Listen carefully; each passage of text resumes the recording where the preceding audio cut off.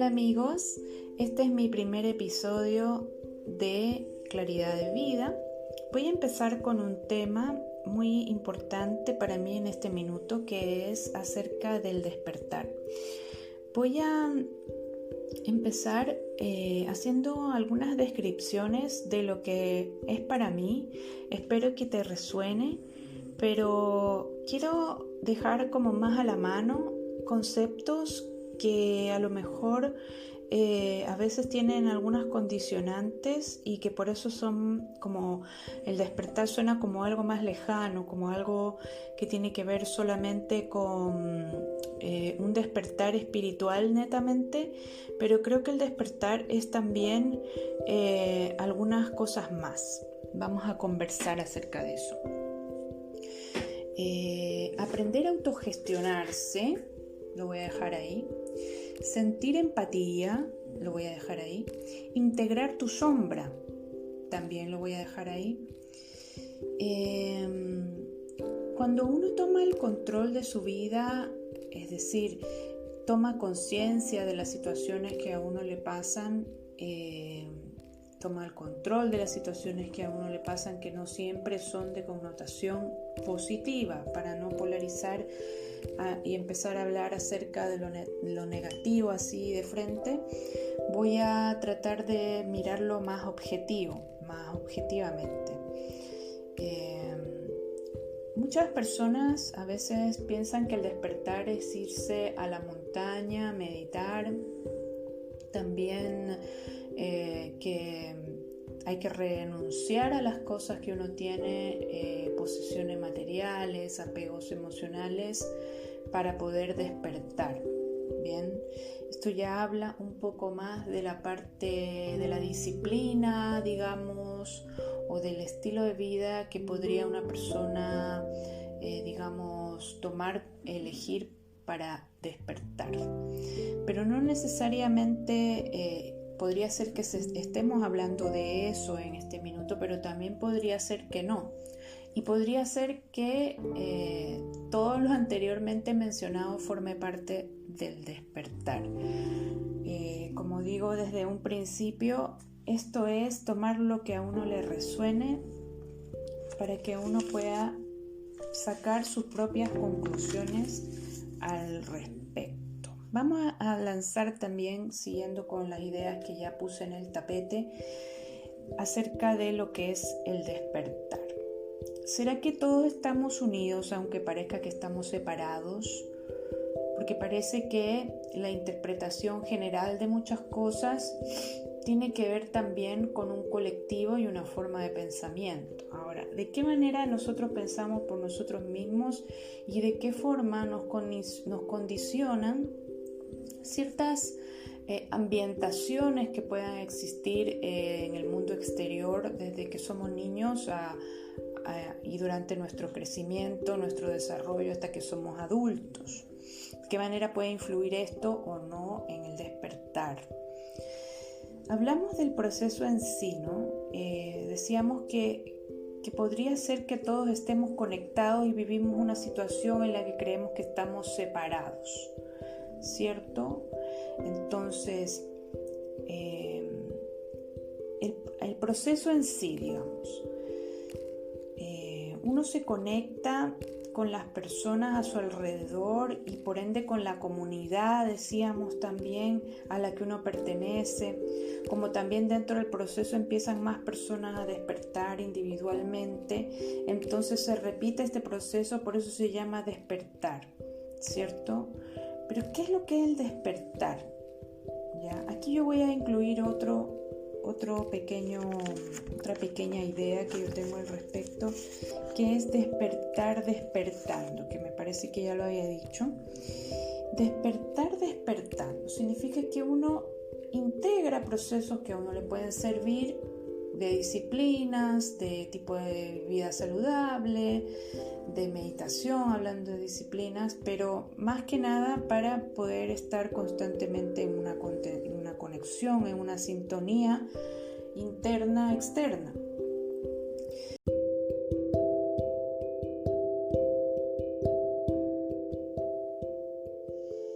Vamos a pensarlo con un poco más de detenimiento, porque es verdad que yo anoté algo aquí acerca del despertar y estoy tratando de hilarlo todo, pero también me anticipo mientras estoy hablando, independiente de lo que escribí, a lo que cómo ustedes lo puedan interpretar, cómo ustedes lo puedan leer y sentir.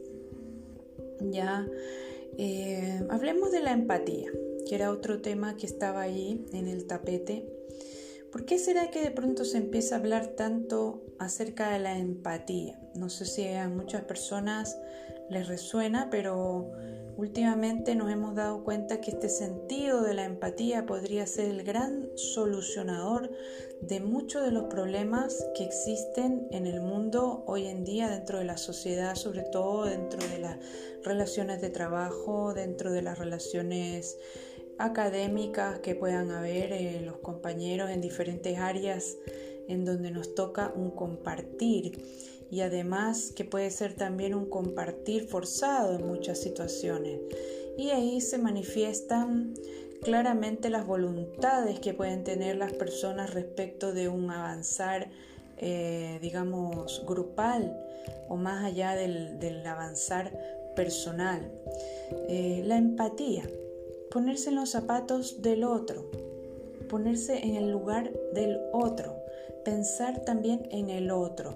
Cuando una persona me viene a buscar para que yo le ayude a hacer un trámite, o una persona se acerca para solicitar un servicio en una parte, pues a veces existen estándares de la práctica de la persona que está allí en su quehacer diario, en donde ciertos límites están dispuestos para que pueda ayudar a la persona hasta un espacio, ¿no? Hasta una parte nomás. Pero independiente de eso, el rol o la persona que está allí con sentido común, con corazón si se quiere, pues está obligado a sentir un poco de empatía también, independiente de lo que pueda hacer o no, o favorecer al otro, para poder ayudarle a avanzar en esto que está solicitando. Entonces, esta parte, ¿qué tan integrada la tenemos? Porque desde los pequeñitos en el colegio se repiten patrones de comportamiento que son obviamente que los traen de casa, en donde los niños están prácticamente desconectados de sus demás compañeros, compañeras, y tienen una tendencia a ser indolentes un poco de lo que les sucede a los otros niños. Estamos hablando un caso en particular. Por ejemplo, debido a un pelotazo, el niño que está jugando cae al suelo, ¿cierto? Y los niños, los del equipo de este niño que cae al suelo, lo que gritan es que se perdió el gol. A lo mejor que por culpa de este pelotazo que le cayó al niño no metieron un gol. Entonces el niño que está en el piso golpeado, lo único que ve es que todos sus compañeros no se preocupan de lo que le pasó a él, sino en sí del partido que están jugando.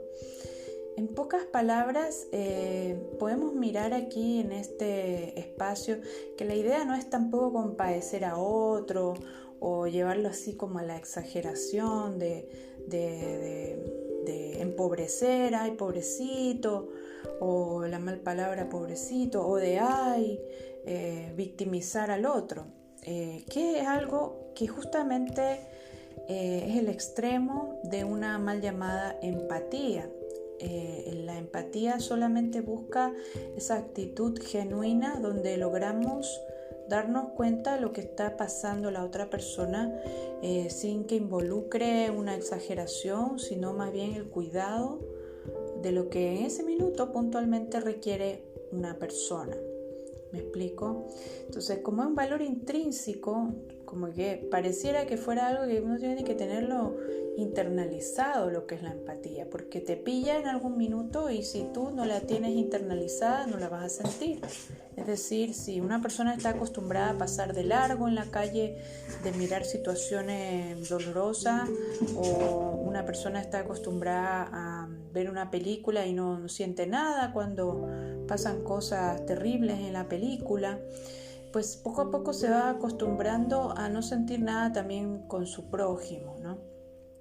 A que sea normal, a estas conductas normalizadas. Entonces, debido a que estas conductas se ha demostrado que son las causantes de que existan patrones de comportamiento como el bullying y otras cosas más terribles, pues justamente la empatía es el gran solucionador de las igualdades que estamos buscando, más allá de los conceptos y las ideas. El respeto es también algo que forma parte de un autocuidado. Es decir, si yo me respeto, entonces voy a entregar respeto. Eso es lo que dicen los profesionales, las personas que están dedicadas o abocadas a la motivación, al cuidado de las personas para que puedan desarrollar su autoestima. Lo que recomiendan siempre es reforzar el autocuidado, el autoestima en los niños, para que puedan también ser respetuosos de sí mismos y al mismo tiempo respetuosos de los demás, pero también hacerse respetar, poner límites y todo ese orden de lo que conforma el medio ambiente donde se desarrolla el niño, que también el niño, el decidor de estas fórmulas, de estos comportamientos.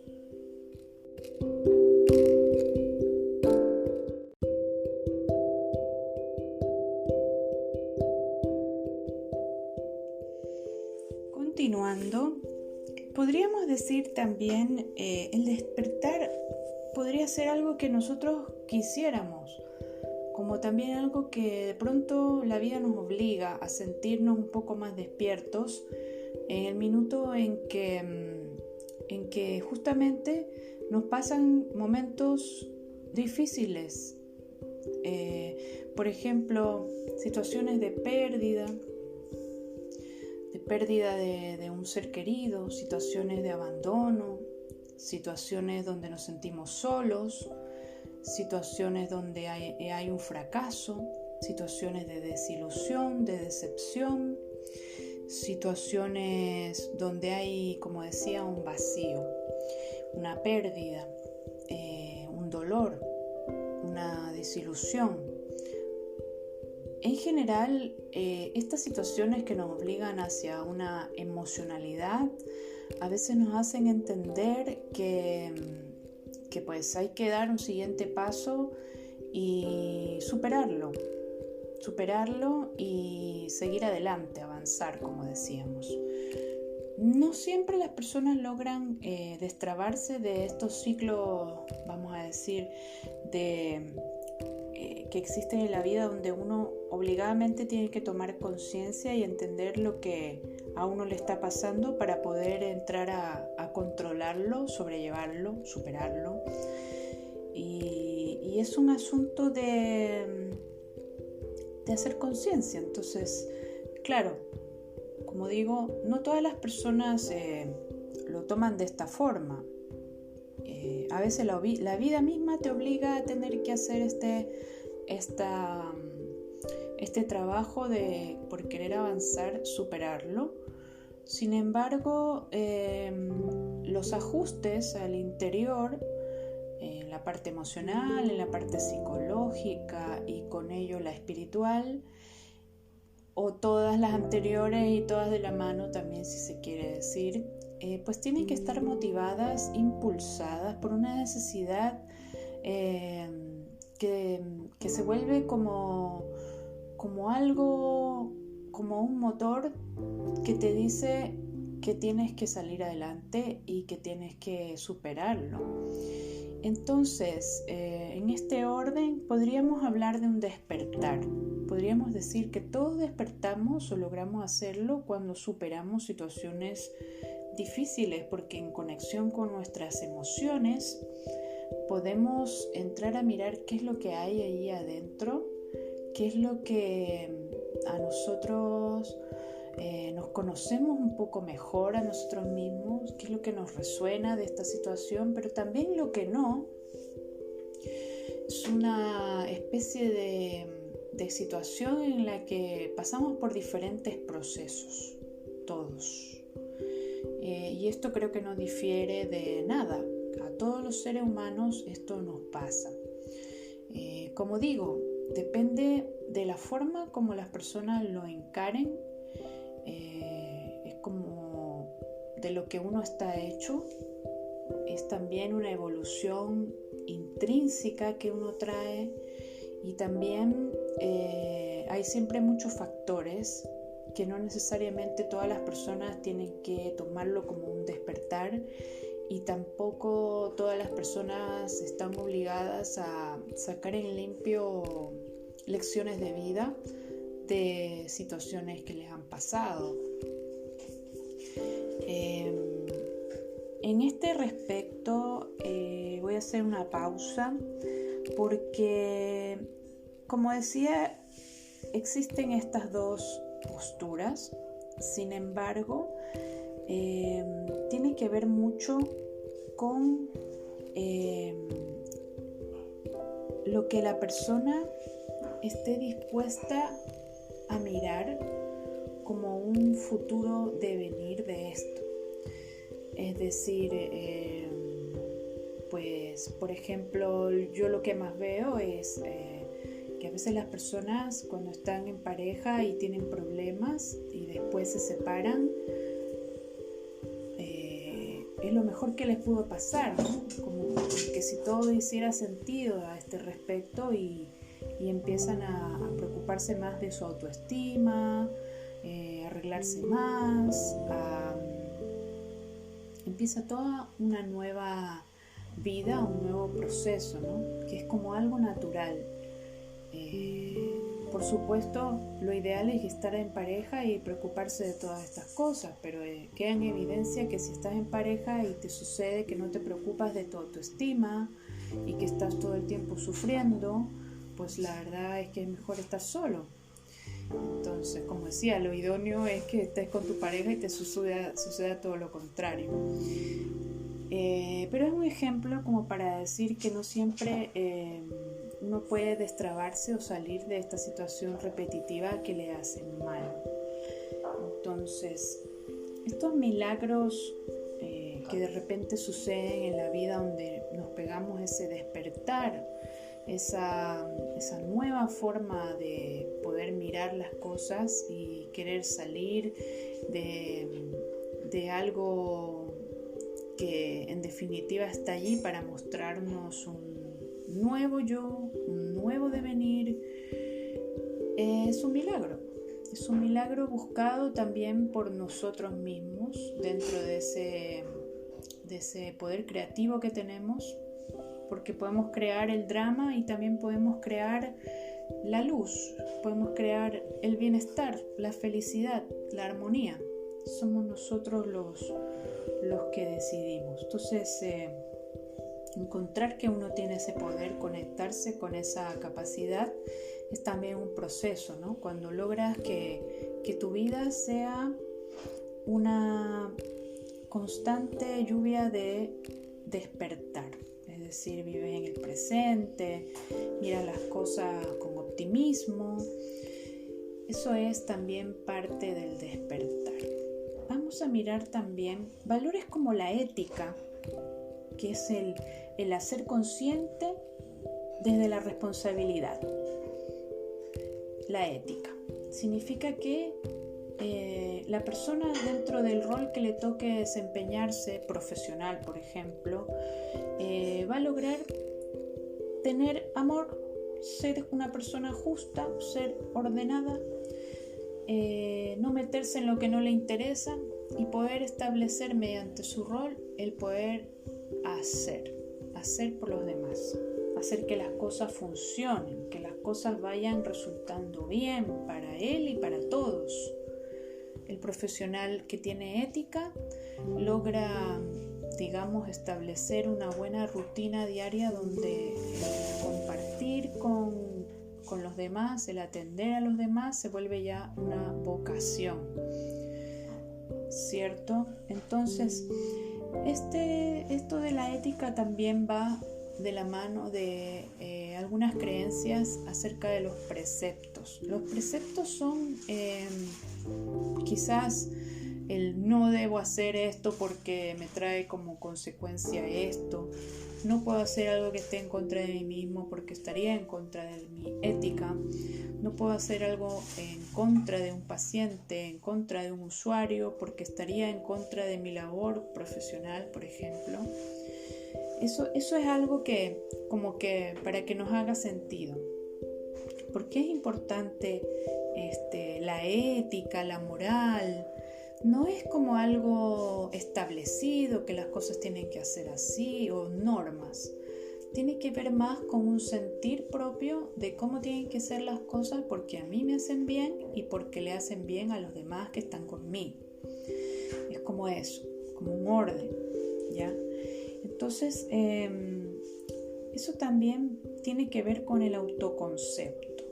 El autoconcepto es lo que tengo claro acerca de mí. Es como mis necesidades están cubiertas.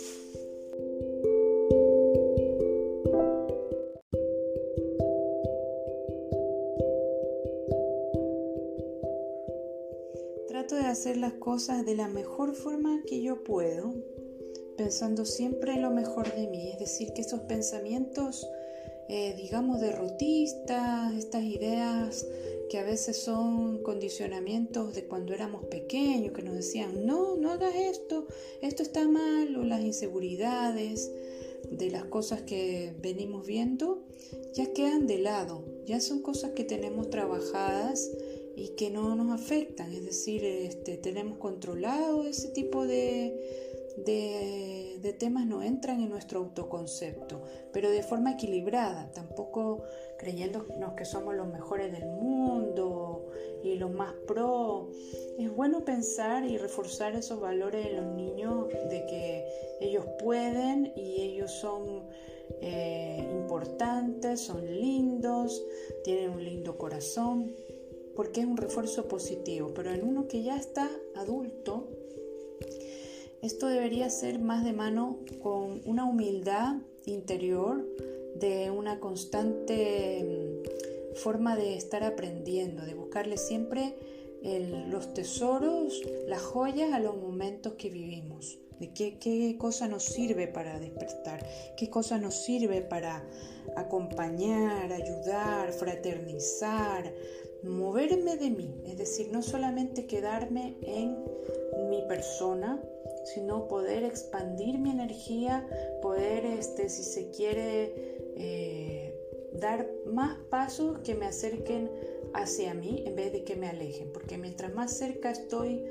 digamos, de mí, más fácil es conectarme con los demás, más fácil es poderme relacionar sin desarrollar ningún tipo de interés o suplir alguna carencia afectiva que yo tenga mediante ese contacto natural y espontáneo. Pues todo aquello, esas condicionantes, le resta a lo genuino que puede ser los contactos con las otras personas, y también nos ayuda a tener un pulso de en qué va el contacto con los demás, que debería ser algo súper respetuoso, acotado y objetivo también. Sería algo limpio, algo que me deje con buen sabor, ¿cierto? Entonces, creer también que uno puede tener relaciones genuinas con los demás, de amistad, de entendimiento, de compañerismo, de buena comunicación. Eso también es darme cuenta lo que yo quiero, lo que yo necesito, cómo me siento cómodo, y qué es lo que los demás también necesitan, y cómo puedo no, lastimar, hacer daño, por supuesto, eso no está implícito, entonces, pero a veces uno lo puede hacer sin darse cuenta, entonces es importante como parte del autodespertar, saber también entender o comprender a otros, ¿no? No estamos hablando del acto de perdonar y que pasen por encima de ti o la otra mejilla, y tiene que ver con algo mucho más profundo, que es aprender a ser resiliente y poder no sentirse de todo, sino tomar las cosas con altura de miras. Como uno puede tocar todo y convertirlo en oro, ojalá en forma literal eso fuera un oro no material, sino un oro de tiempo, de espacio, de un ambiente grato, de un calor interno junto con otras personas. Eso es lindo. Entonces de eso tiene que ver un poco sublimar ciertas situaciones, digamos, que no tenemos por qué entrar en ellas ni tampoco combatirlas, sino que más bien debemos integrarlas como parte de algo que nos permite encontrar en qué podemos mejorar o avanzar, ¿no? Entonces, perdonar, creo que ¿perdonar de qué? Si a lo mejor yo por lo menos soy una persona que se me olvidan las cosas, tengo como esa particularidad, pero más allá de eso creo que es llevada porque uno no debería juzgar, no debería sentir odio, no debería creerse con derecho a sentir odio por otra persona. No, desde lo más simple hasta lo más complicado, creo que yo no me creo con ese derecho, y por ende no me gusta entrar en situaciones conflictivas o complicadas, ¿no? Pero siempre uno tiene una expectativa y ese es otro problema. No hay que tener expectativas con las personas en buen sentido, porque a veces las personas no cumplen la expectativa que uno tenía, lo que uno idealizó, y luego uno se desilusiona. Pero si de partida no tuviéramos ninguna expectativa, ningún interés, quiero decir, en que los demás lleguen a nuestra vida a cumplir un papel importante, un rol, sino más bien el que naturalmente se da, ¿no? Sin que interfiera un poco esa idealización. Entonces, porque de verdad que interfiere, ¿no? Todas las personas somos luz, ¿ya? Y todas las personas tenemos que saber que aunque esa luz no es algo visible, es algo que se puede sentir, poder captarla también es algo importante, poder captar la luz que tienen todos, sin excepción. Entonces así nosotros podemos incluir todo lo que nos sucede dentro de un proceso de lo que llamamos empezar a despertar, ya, porque la realidad es que no es fácil, esto no es fácil, poder pasar las situaciones sin enojarse, sin sentirse exaltado, sobrepasado, y en muchas ocasiones no saber qué hacer o poder tomar el control de las situaciones. Pero también es normal, o sea, no podemos decir que todo el tiempo tenemos que estar en control y todo el tiempo tenemos que estar en conexión, o sea, eso es lo ideal. Pero si nos pasa lo contrario, bueno, pues significa que tenemos que practicar cada vez más esa parte. Y ahora nos vamos a la percepción, un tema que también me gusta mucho, que es ese lado instintivo, que ya nos dice un poco de antes, quizá con un desfase, en donde ya nos va avisando, pero sin embargo igual, aunque nos avisa a veces la percepción, luego nos pasan cosas, ¿no? Entonces, lo ideal sería hacerle caso 100% a la percepción y poder estar conectado con la intuición, porque cuando algo sentimos, como esta cuestión de un cierto temor, de andar despacio con una persona porque pensamos que se puede enojar, es un ejemplo, o reaccionamos ante una palabra que nos dicen sin que la otra persona, sepa mucho por qué, ¿no? Y es por nuestro estado de ánimo, de seguro, pero quiero decir que tenemos esa parte que siempre está un poco a la autodefensiva o que quiere entender qué es lo que está sucediendo, y a eso yo le puedo llamar instinto. No siempre el instinto es lo mismo que la percepción, porque un instinto desarrollado es la percepción, pero un instinto es un instinto. Puede ser racional o irracional. Podemos reaccionar en demasía ante un estímulo demasiado enojado, demasiado temeroso. Podemos reaccionar si tenemos hambre o sueño, no vamos a estar muy conformes para poder trabajar en ese minuto, por ejemplo, ¿no? Si no hemos descansado las horas suficientes, vamos a estar mal genio. Y esto es algo instintivo, pero propio de cada persona, no es una generalidad. Entonces, eso viene siendo una parte más irracional, no poder pasar de estos síntomas a lo mejor personales e independiente de eso entrar a reaccionar de una forma perceptiva, que quiere decir sensible, racional, conciliadora. Ya no en todos los casos, pero lo ideal es que siempre esto sea de una vibración alta, la percepción. Hay una parte de nosotros que siempre rechazamos, que es la que comete errores, la que se desintegra, justamente esta parte irascible, nos dicen nuestro carácter, pero a veces esa parte también es nuestro ego, ¿no? También es la forma que todo nos afecta. Ya nos sentimos porque alguien nos habló mal, pero no nos damos cuenta a lo mejor qué es lo que nos está diciendo, ¿no? A veces reaccionamos para contestar, ¿no?, lo que nos están diciendo, pero no para escuchar lo que nos están hablando.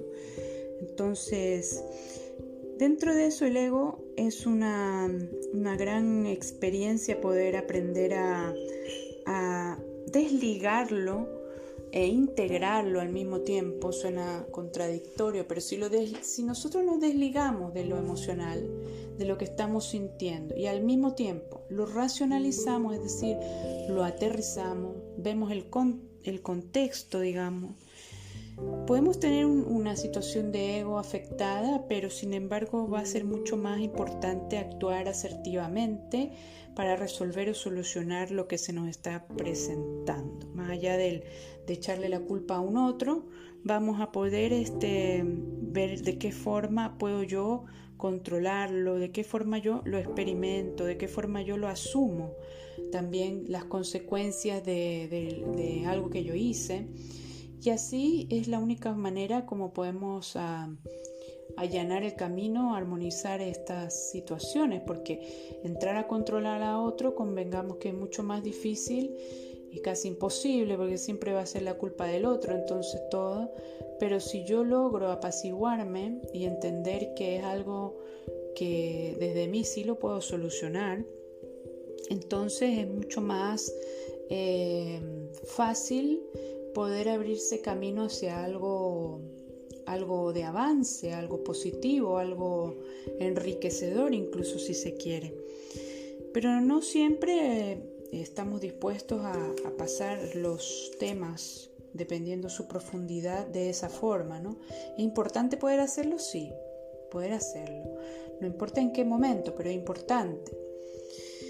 Entonces, eso también podría ser parte del despertar, asumir las consecuencias de lo que está pasando, asumir, aceptar lo que está pasando. A veces nos negamos a ver lo que está pasando, lo evadimos, y es algo que si no lo hacemos desde nosotros, nadie más lo va a hacer, porque le podemos contar nuestros problemas a otra persona, pero no necesariamente esto va a ser la solución, va a ser un desahogo nada más, pero lo que nos pueda aportar la otra persona nada más es un ¿y qué vas a hacer al respecto?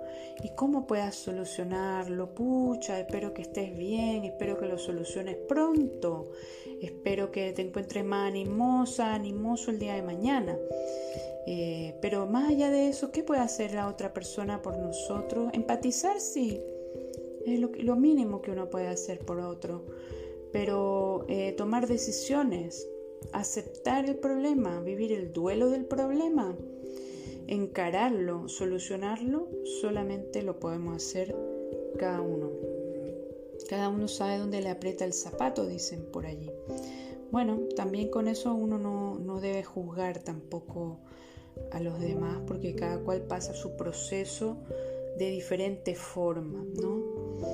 Y bueno, de la mano con todo lo que hemos ido conversando, porque son partes que a lo mejor el despertar se veía desde una parte muy espiritual e inalcanzable, pero esa es la meta máxima, pero las partes, digamos, a la mano de nosotros, los seres humanos, son estas que son reales, ¿no?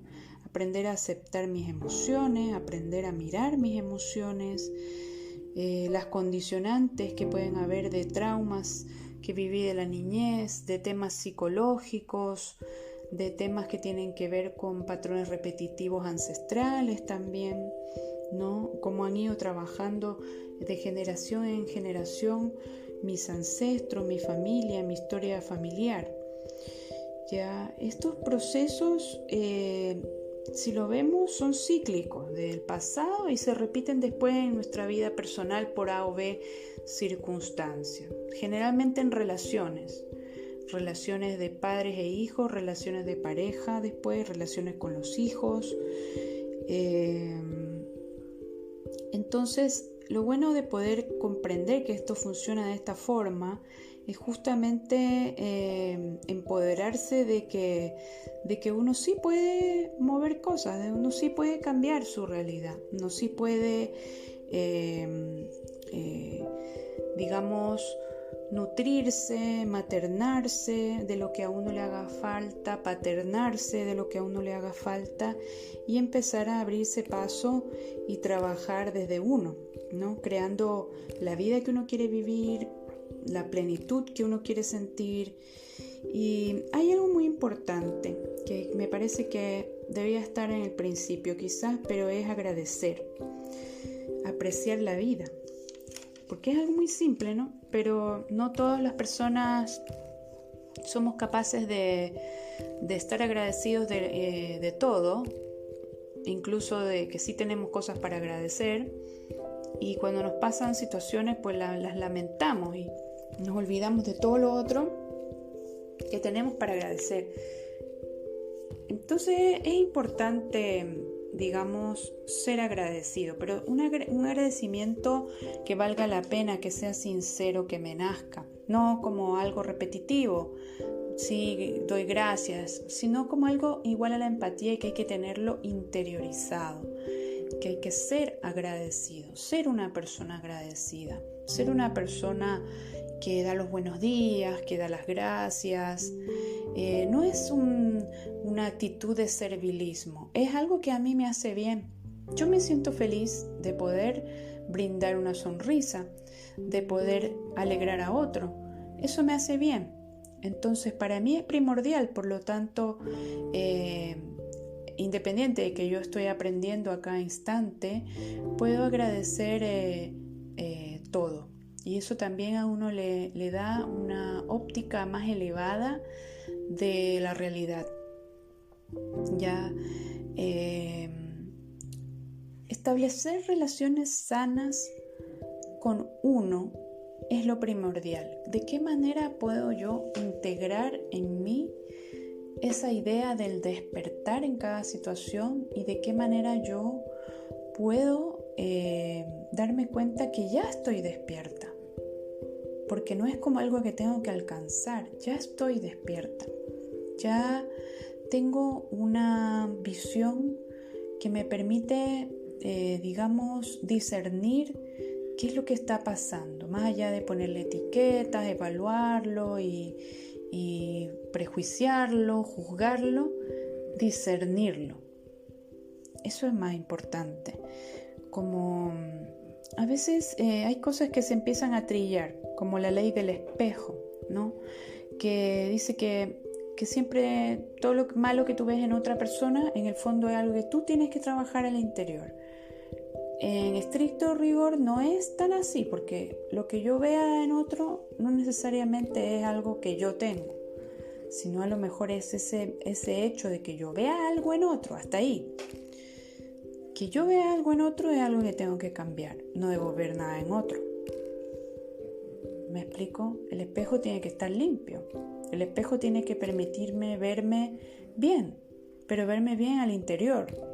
Entonces, ese es el trabajo del espejo, ¿no? De la ley del espejo, que no debería ver nada, que yo debería ser consciente, agradecida y al mismo tiempo no entrar en conflictos, no darme cuenta mucho antes de entablar una relación con una persona, las cosas que pueden pasar y las cosas que estoy dispuesta a tolerar y las que no, porque a lo mejor de las cosas que no estoy dispuesta a tolerar voy a saber qué es lo que quiero y lo que no quiero, y eso me va a hacer que pueda poner límites sanos tanto conmigo misma como con los demás, ¿cierto?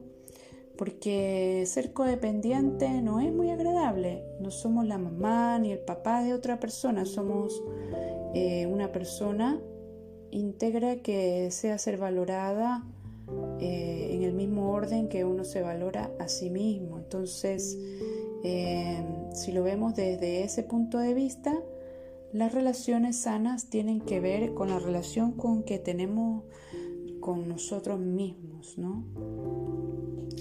Y vamos a hablar en otros capítulos acerca de otros temas relacionados a esto, mucho más profundo, porque no siempre se trata de que ya a cualquier precio quiero despertar, entonces voy a sublimar todo y aunque me hagan daño, esta persona es linda, es preciosa, amorosa. No se trata de eso, ya se trata de tener en claro concretamente lo que estamos intentando hacer, que es despertar. Entonces, en ese orden siempre vamos a estar primero, es decir, siendo empáticos, siendo racionales, pero con esa herramienta principal que es valorar a un otro, que también soy yo misma. Y en ese sentido la sombra, porque hay que integrarla, porque hay que trabajarla, porque nuestra sombra va a ser ese lado del espejo que vamos a encontrar en un otro, ¿no? Y a nadie le gusta ser juzgado, ser etiquetado, ser criticado, porque eso no deja que las personas puedan fluir al lado nuestro. Al final nos vamos a quedar solos. Eso es un poco lo que ocurre con estas relaciones, y al final, si la persona no despierta, pues lamentablemente su destino es una situación donde nadie quiere estar con esa persona, ¿no? Entonces, por eso es importante trabajar estos aspectos en donde nos armonizamos, nos abrazamos, nos nutrimos, nos maternamos, nos padrinamos, como quien dice, pero sobre todo nos amamos a nosotros mismos. Entonces, el hecho de que exista una sombra, podríamos mirarla también como nuestro lado primitivo, nuestro lado animal, nuestro lado irracional, nuestro lado humano, pero también somos humanos. Entonces quiere decir que ser humano no es una idealización, es algo real. No es que tenemos que ser de tal o cual forma, somos de tal o cual forma, y no hay revés de eso. Entonces, en la medida que somos capaces de darnos prioridad y de tenernos a nosotros mismos como algo primordial, podremos despertar, podremos integrar las experiencias que hemos vivido, podemos empezar a mirar las cosas de un modo constructivo, de un modo positivo, porque sí estamos de acuerdo en que nada es tan sencillo de lograr así simplemente, pero el propósito, digamos, la importancia que uno le da a ese logro para una autovaloración, un autodespertar, es muy importante sin duda. Bueno, la empatía, no juzgar, ser racionales, nos lleva a ser conscientes, nos lleva al despertar. Salir del autoengaño, eso también es algo importante. ¿Cuántas cosas nosotros pensamos que son de una forma para no mirar como realmente son? Es una pregunta que la dejo de tarea para mí, para ustedes. Pero sí podemos inspirarnos, podemos animarnos y una vez que logramos tener como una idea clara de nosotros mismos, podemos empezar a avanzar y podemos darnos cuenta, sí, por aquí, esto de aquí me hace sentido, sí, esto es así como yo pensaba, porque siempre hay un proceso interior que anda trabajando como un programa que está corriendo y que de un minuto a otro toma la sintonía de recursos que les sirven para ese propósito.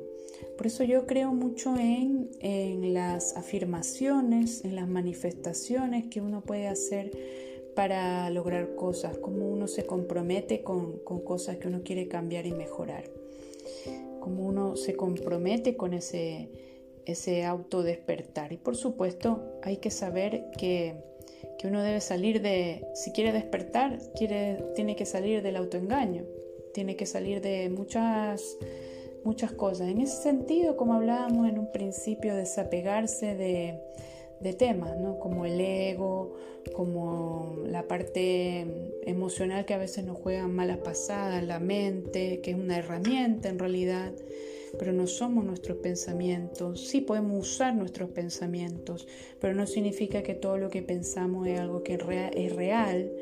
Tenemos que aprender a controlarlo y usarlo. Entonces, el despertar encuentra siempre, cuando es un propósito, las herramientas que necesita para abrirse paso, y es algo inevitable el despertar. No sé si lo habían visto de esa forma, pero el despertar también es algo inevitable. Todos nosotros llegamos en algún minuto de nuestra vida a despertarnos por una voluntad mayor, una voluntad que viene de la fuente, si se quiere decir, una voluntad que viene de nuestra raíz, de nuestra razón de ser. Como decía en un principio, la elección del despertar sí tiene que ser algo consciente. Es decir, no sé si vieron la película Matrix, en realidad es una alusión bastante...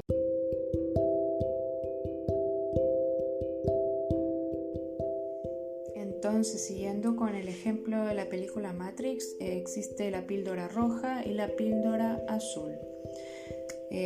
Una de las dos implica seguir durmiendo, quedarse como dentro de la Matrix, y la roja implica que uno elija salir de allí, ¿cierto? Y salir de allí implica un poco, según lo que dice la película, seguir allí pero despierto y con ciertos poderes especiales. Bueno, saliendo del tema de la película, si somos capaces de mirar que todo es una ilusión, que todo es una especie de programa que está corriendo y estamos dentro, un juego si se quiere decir, podemos elegir seguir durmiendo y hacer que el juego en el fondo todo uno cumple lo que tiene que hacer en el día, uno tiene que, digamos, sostener las metas que te pone el juego, y por lo tanto está atrapado dentro del juego porque tiene responsabilidades que cumplir, ¿cierto? Pero al estar despierto y tomar esta decisión de avanzar estando despierto, pues tiene uno la posibilidad de cambiar un poco lo que dice el juego y crear un poco dentro de ese juego su propia su propia realidad, por así decirlo.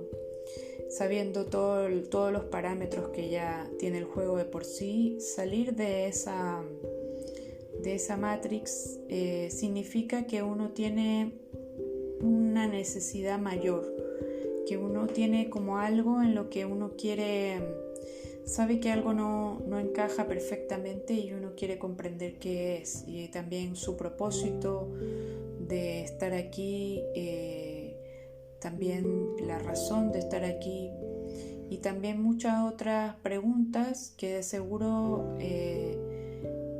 para mí ha sido muy interesante poder responder, que creo que todavía hay muchas que uno está respondiendo, pero sobre todo aprendiendo, porque esa es la mayor oportunidad que da esta situación existencial en la que nos encontramos, ¿no? Bueno, siguiendo de la mano, vamos a ver algunos pequeños faros que nos dicen si en realidad nos pasa que nos sentimos que somos despiertos o no. Vamos a ver, precisamente lo falso se vuelve demasiado evidente. Cosas que antes para nosotros era muy normal hacer, hoy en día ya no nos acomoda. Hablemos de lugares que frecuentábamos, ir de fiesta, por ejemplo. Estoy dando un ejemplo puntual, pero puede ser otras cosas, como por ejemplo ciertas personas, ciertos ambientes que antes frecuentábamos, ahora ya no nos hacen sentido ir, no nos hace sentido estar ahí, no nos hace sentido, digamos, querer quedarnos allí, y ya se vuelve tan evidente que naturalmente nos alejamos de todas esas situaciones, digamos, que nos parecen incómodas o falsas, o que no tenemos por qué cumplir con esos convencionalismos, digamos, por así decirlo, y definitivamente ya no nos resuenan, ¿no? Hablemos de incluso lugares religiosos, también pueden ser cierto tipo de comida, algunos amigos que teníamos antes ya no resuenan con este proceso en el que estamos ahora. Así que es importante mirar qué es lo falso, que ahora ya para nosotros es algo demasiado evidente, sin criticar o caer en juzgar, pero sí que hay cosas que no, que simplemente forman parte de algo en lo que la gente todavía no se da cuenta o está dormida. Para mí es muy evidente, pero les pido que lo revisen, lo vean. Después, no sentirse cómodo bajo diferentes situaciones o parámetros en relaciones humanas. Habíamos dicho que lo falso también, o lo ilusorio, nos daba como esa sensación, pero a veces no nos sentimos cómodos simplemente con cosas que no son tan evidentes, con cosas que de pronto tienen que ver con nuestra percepción, algo que nos habíamos comprometido a hacer. De pronto ese día nos sentimos mal y dijimos, no, la verdad es que no quiero salir porque como que me pongo a pensar en eso que tengo que ir a hacer y la verdad es que lo voy a cancelar para otro día, lo voy a cambiar, o simplemente ya no lo voy a hacer, no lo voy a tomar. Esa oportunidad aparente no es algo realmente que nos acomoda y ya nos da señales. Por ejemplo, nos va a resultar muy caro, el traslado para allá es demasiado largo, vamos a gastar además benzina, no solamente hablando de recursos, pero sí de un tema que, si bien estamos dispuestos a salir de nuestra zona de confort, va más allá. O sea, yo estoy dispuesta a hacer cosas que me den una gratificación o me den algo bueno, pero no estoy dispuesta a algo que me cueste demasiado más de lo que yo estoy dispuesta también a vivir de esta experiencia. Por lo tanto, sí estamos obligados a salir de nuestra zona de confort por algo que realmente lo valga, pero independiente de eso, lo que quiero decir acá es frente a las cosas que no nos acomodan, que de pronto las sentimos en ese minuto, que no estamos cómodos y tenemos que simplemente o decirlo o poner los límites que tenemos que poner, o simplemente no ir, no hacerlo y romper ese compromiso que habíamos dado. Porque yo sí creo que otro punto importante aquí es que una persona que busque su despertar debería ser una persona que está en conexión constante, es coherente con lo que piensa y lo que hace. Es decir, si yo digo a tal hora, es a tal hora, en tal lugar, pero no como algo que le impongo al otro, yo me lo impongo a mí. Si yo digo algo, pues estoy obligada a cumplirlo, sino ¿para qué lo digo? A eso se refiere. Eso es muy importante, la coherencia de entre lo que pienso y entre lo que hago. Eso también me vuelve una persona no solamente creíble para el resto, sino principalmente para mí. Eso me da más fuerza a poder hacer más cosas, a tener una disciplina, ¿no?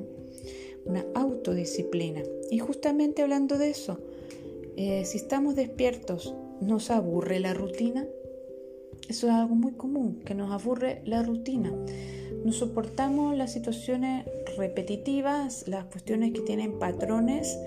La verdad es que si lo vemos de un punto de vista, para que todo resulte ordenado, es necesario tener patrones de disciplinas que podemos hacer diariamente. Por ejemplo, en autocuidado nos lavamos los dientes todos los días, nos lavamos las manos todos los días, por decir algo. Pero en realidad a lo que se refiere el aburrimiento de la rutina es a esas cosas que se vuelven rutina, se vuelven algo cansado, se vuelven algo rutinario y por ende se vuelve agotador y lo tenemos que hacer por obligación. Entonces al final pierde la magia, pierde la satisfacción, pierde todo y se vuelve una esclavitud esa situación que digamos es repetitiva. Pero obviamente tenemos que ir al trabajo, tenemos que almorzar, entonces hay que trabajar, hay que cocinar, hay que digamos hacer las cosas que hay que hacer obligadamente, pero el tema está en otras cosas más que pueden generarnos aburrimiento, como ciertas cosas que ya es costumbre, ciertas cosas que se vuelve hábito y que se vuelve algo cansado. Por ejemplo, una persona que se alimenta mal en su trabajo, en esa hora de colación,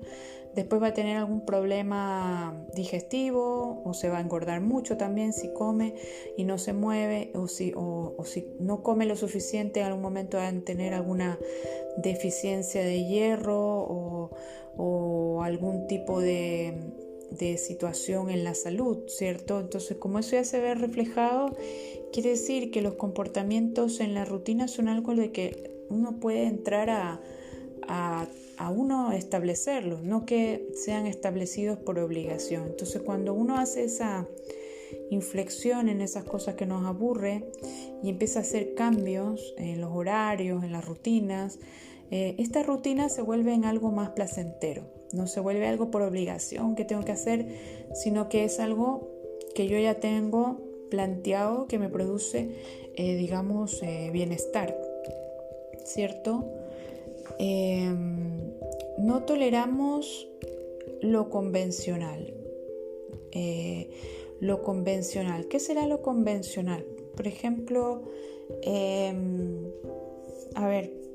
me invitan a un matrimonio, entonces enseguida yo estoy pensando qué me tengo que poner y a lo mejor me empiezo a mirar cómo me gustaría ir y en el fondo me empiezo a enrollar como que es un problema ir al matrimonio porque tengo que comprar un vestido, y es un convencionalismo cómo tengo que ir, tengo que ponerme zapatos altos, no me gustan los zapatos altos, tengo que ir bien vestida y no es que yo me vista mal, pero a lo mejor es como un ejemplo de que los convencionalismos a veces son molestosos, ¿no? Pero uno no está obligada a ir a un matrimonio, 100% como tiene que ir a un matrimonio. Convengamos que uno puede colocarse los zapatos que a uno mejor le acomoden y sin dejar de ser acorde a la ocasión. Y también uno puede ponerse un vestido que no resulte o que tenga que ser un vestido, puede ser un traje, puede ser lo que uno estime conveniente. Entonces a veces esos convencionalismos, como es algo que ya está instaurado y que todos lo siguen, pues la verdad que se convierte en algo que a uno no le gusta. Pero si uno lo aborda de otra forma, como qué lindo poder ir a apoyar al matrimonio de mis amigos que se están casando, uno ve la forma de poder hacerlo sin que eso sea un mayor trámite.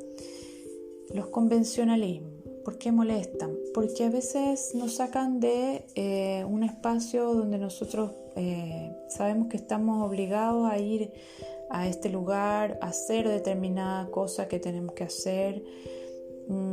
Esos son tratados sociales, los convencionalismos, pero a veces, ¿por qué molestan? Justamente por eso, porque ya están preanticipados, porque todos lo siguen, al igual que las rutinas, ¿no? Cuando uno está despierto, a ver, ¿qué más uno sabe que está haciendo que le pasa a uno, pero no todas las personas se dan cuenta? Por ejemplo, sentirse una persona rara o diferente. Mientras todos dicen sí al mismo tiempo, uno como que no sabe si decir sí o quedarse callada, o como por seguir al resto dice sí, pero uno no está tan convencida. Eso ocurre mucho en las situaciones de grupo, ¿no? Que muchas personas siguen ciegamente algo, aplauden, se dejan llevar por la emoción del momento, mientras que otras personas están un poco al margen y si bien participan porque están allí, no son totalmente, digamos, llevados por ese momento, ¿no? Y eso significa que uno también es percibido como alguien diferente. Uno tiene otras ideas, las otras personas generalmente tienen otra, y entonces a la par de eso uno puede sentirse fuera de lugar, como que uno puede ser una especie de alienígena o persona a la que no es aceptada, no es incluida, es ignorada en muchos casos. La indiferencia a los demás porque uno tiene ideas diferentes o porque uno se expresa diferente, hasta por la expresión corporal de uno ya uno se da, las otras personas huelen de qué se trata, digamos, la impronta que uno trae, y bueno, eso hay que saber manejarlo, hay que saber entenderlo y que te importe un comino lo que las otras personas piensen en buena, sin lanzar mala onda, pero como no prescindir de eso. Eso lamentablemente para los adolescentes, los jóvenes, es algo que les cuesta, pero si son personas fuertes, si son personas altruistas y que vienen con una impronta, decíamos, con un tema espiritual muy arraigado, pues va a ser algo como algo normal, algo no normal, pero que lo van a saber manejar desde esa experiencia de sentir que es bueno ser diferente, que es como uno es nomás.